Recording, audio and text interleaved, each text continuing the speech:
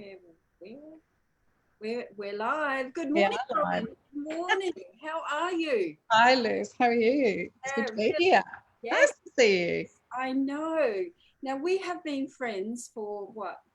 Probably close to 15 something Yes, years. yes, definitely. I Yeah, remember your children as littlies, like when I was working in the bank, and it's just like, my goodness, where has that time got to? I know. So Yes. anyway, long story short, we've gone from working buddies, you doing my hair, and me having every Friday afternoon at the hairdressing salon at the back from the bank, go and take off and have a bit of a session with my beautiful hairdresser.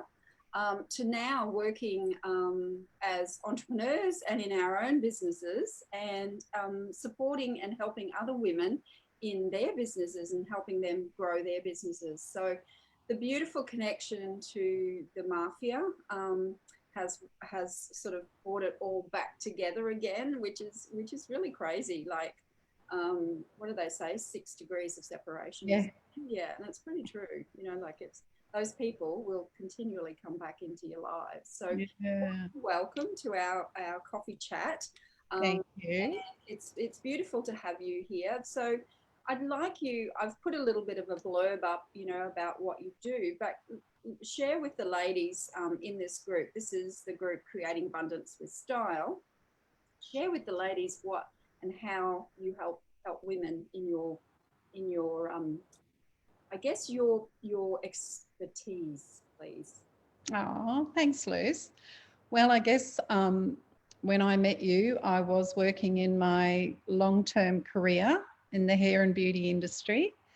And that's been an amazing career that I've had for a very long time and just have always loved that. So, helping women to feel good about themselves, hairstyling, I do makeup, and I'm a skin therapist as well.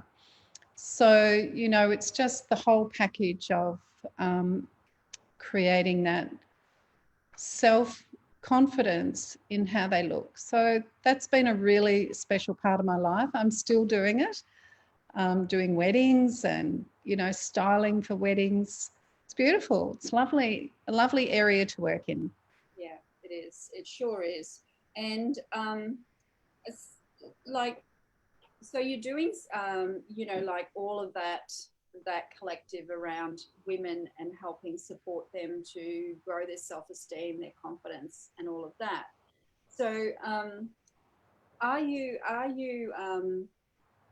tell us a little bit about the business that you've actually just started. You're still doing that other part of your business, but this is probably a 12-month. You've been in it about 12 months now. This other part that you're Yeah, that's stemmed out of that really. It's taken an interesting curve from what I've always done um, into a whole new season because of my empty nest position at the moment, and realizing that we sometimes need to reinvent ourselves or to find our true passion.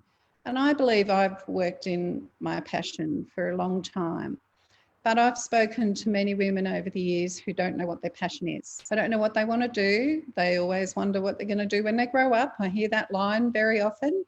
And they may have fallen into a job that, they do because they need to work, but they haven't actually found the thing that lights their fire.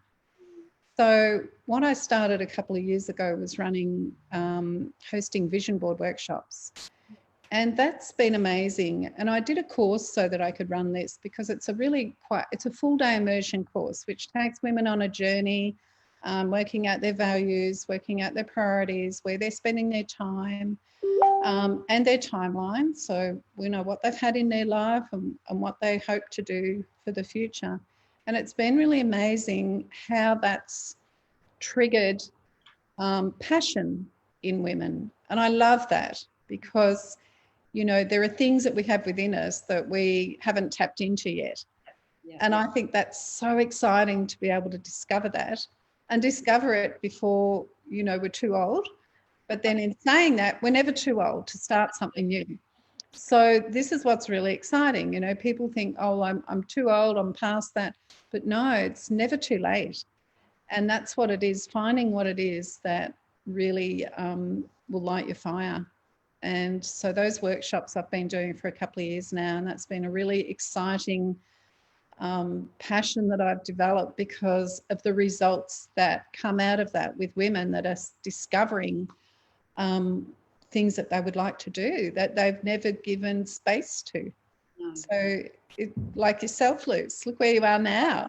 I was just going to say, for me, when I did your first vision board 2 years ago now, I think it was 2 years ago, I put on there a grand plan to do retreats and, start doing retreats, etc. And it was sort of a pipe dream. So I put Melbourne there. So I went to a retreat in Melbourne at Dalesford. I think it's Dalesford. We went to Dalesford, and there was five or so women. We all got together. So that actually happened. I kind of every day you look at it, you reinforce that consciousness of being there and doing it, And then this year I was able to go to Thailand in February. Had I not put Thailand into a vision board, it would never have happened. It would have been, oh, well, I kind of think about it, but, it's just not there. So, yeah, it was quite interesting, just how powerful that vision board was for me. And I must admit, I need to do another one because I don't have one around me at the moment. My other one was on the doorway as I came into my office, and I looked at it every day with the calendar. So it was just that reinforcing. So this year's been one of those years of turbulence. So for me, it's time to do another for 2021. So yeah. So doing those beautiful vision boards, when you when you're doing them and when you're with women talking, about certain things, like you were saying, it's a full day immersion, and it is. Is there things that come out of there, about them? Like I'm trying to get to, do you have a style of your own that you go to, like your comfort style? But do these women have a style or a story that they tell themselves when they're going through this immersion? What types of style stories do they tell themselves? Yeah, that's really interesting, Luce, because the first part of the day, as you know, is all about them discovering about who they are and realising that they've had things spoken over them that they're still listening to. Yep. And, whether it's about their shape, their weight, words have so much power to stick. And so it's actually being able to change the vocabulary that we use for ourselves. Yeah. So that comes up a lot, and then being able to help them let go of that and release that is really exciting, because then they can just get their head out of the way and all the language and the voices that they've been listening to for so long and just let their heart speak to them. So that's really great. And I think, it can be emphasised in different areas. So I think, you can do a particular topic for a workshop, a styling workshop, or, a travel workshop or a business workshop. So it can go into any specific area. I really like them to do one just about themselves for a start, because it helps them tap back into their own identity and their own heart space. Yeah. And I think as women, we are such nurturers. We give ourselves to so many different things that at some point in our life, we want to put our hand up and say, hey, who am I, Yeah, exactly. Stop the train. I want to get off and find out who I am. And exactly. I remember, I had a time where I didn't even know what I liked anymore. I didn't know what my favourite colour was. I didn't know, because I immersed myself so much into my children and giving so much of myself away, I didn't really have anything left. Yeah.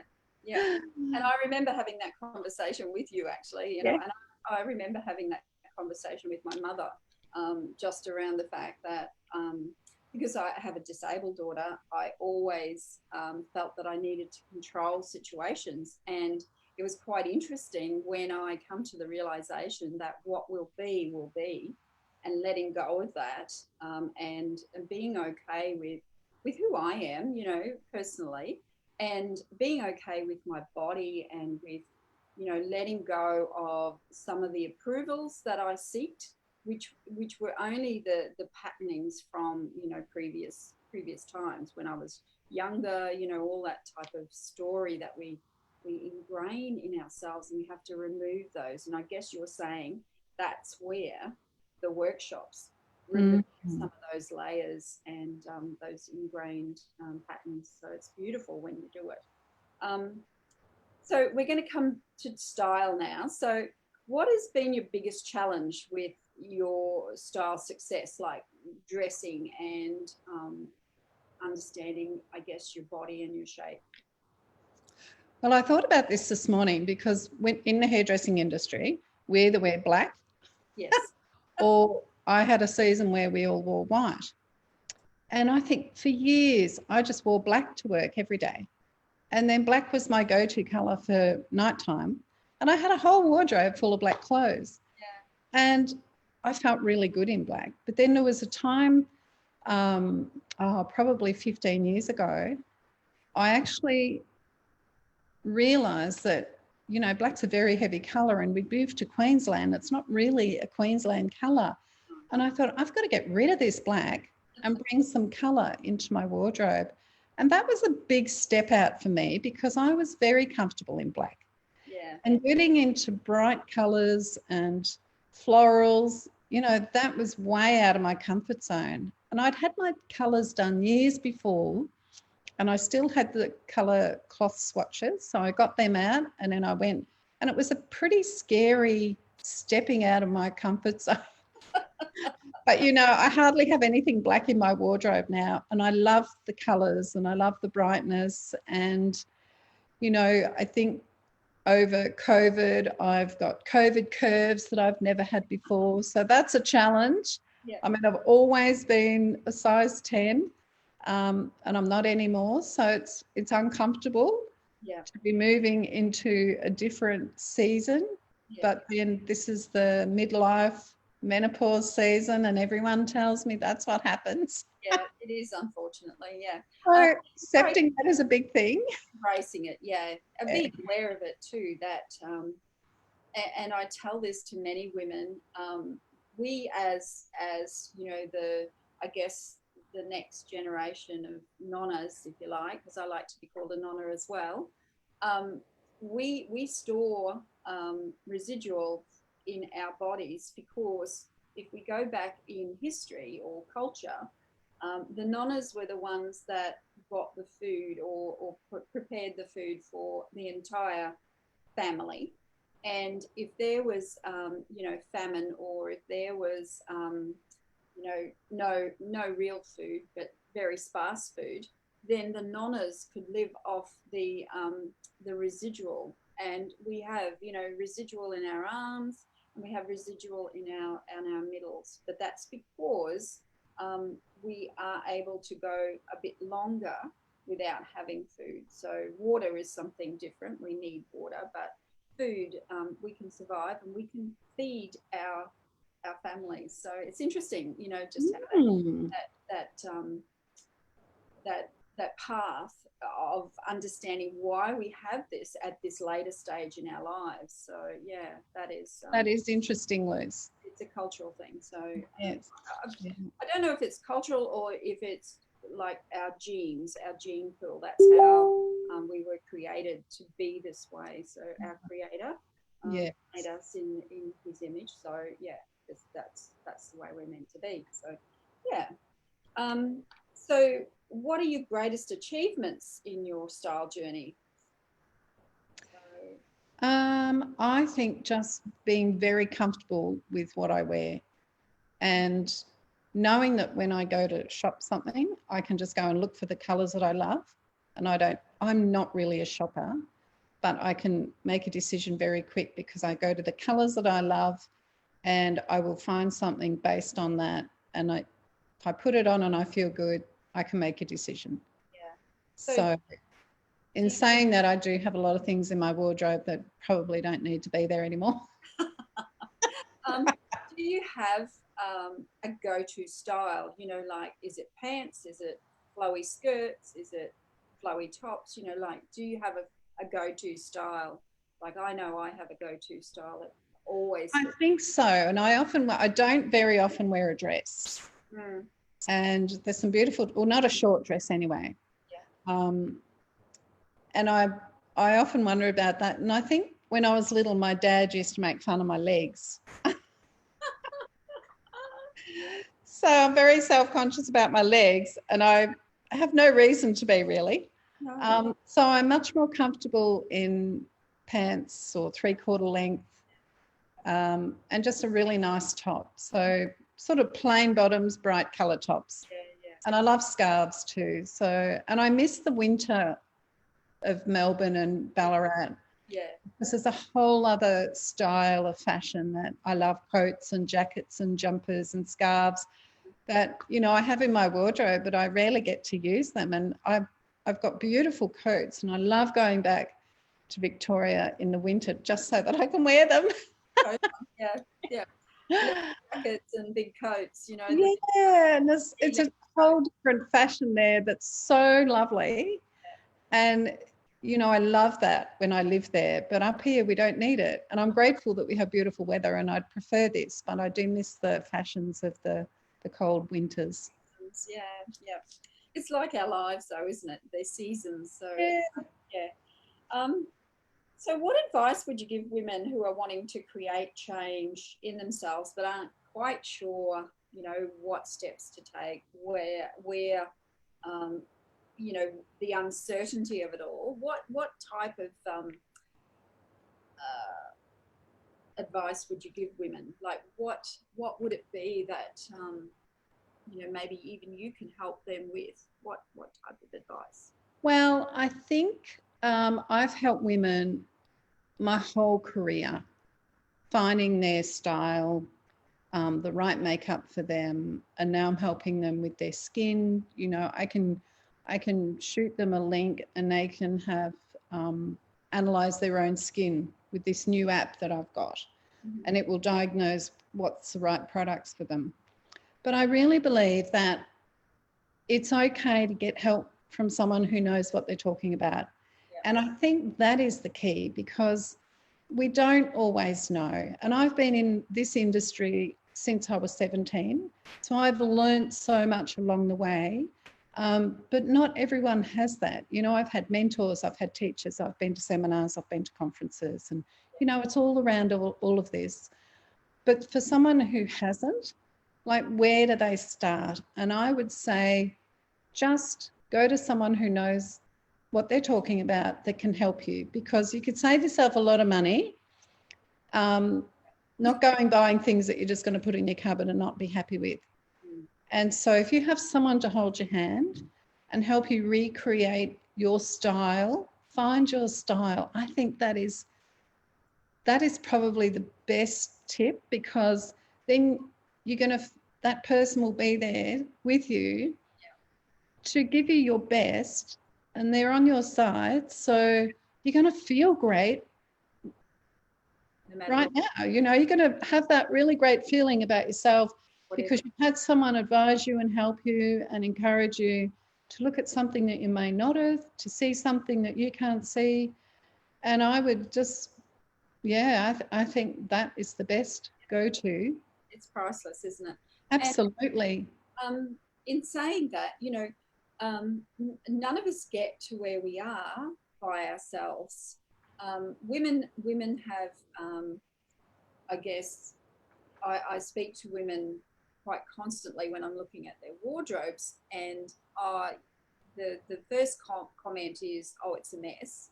Then the next comment is, "I've got nothing to wear," and then the next comment is, "I don't know how to put it all together." You know, so I do know how to put it together, so I'm the guide, and I guess that's the same with people's personal journeys, like for you, you're their guide. You're that step a bit closer to their first lot of personal development.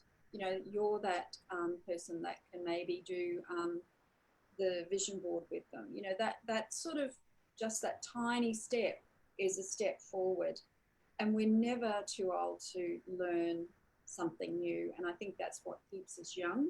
I strongly believe that as we develop and get older, we've got a lot of wisdom to share with our younger female companions. You know, so it's either we're learning and sharing that to others and growing at the same time. So I think it's important, you know, to understand that you can help them in some way with their next step to their journey. Yeah, that's right. Yeah. So and I think that's so true. And, you know, asking for help yes, is okay. Yeah, it is okay. It is. Absolutely okay. Yeah. That it's hard to do though. It is. And a lot of people don't do it. And you see a lot of women shopping on their own. And, you know, I think if we can just reach out and ask for that help you need, ask for advice, you can save yourself hundreds of dollars. Absolutely. And that's the same with when it comes to coaching and mentoring, you know, like having a coach or a mentor. You can save yourself a lot of money by asking for help and giving yourself like the right choices too. So understanding what it is that you really, really need, and a good coach can get that out of you. You know, they will until they get it out. So where do you see yourself in 5 years' time, Rob? Oh, Liz. Well, I expect that I'll have a lot more grandchildren by then. Oh, wow.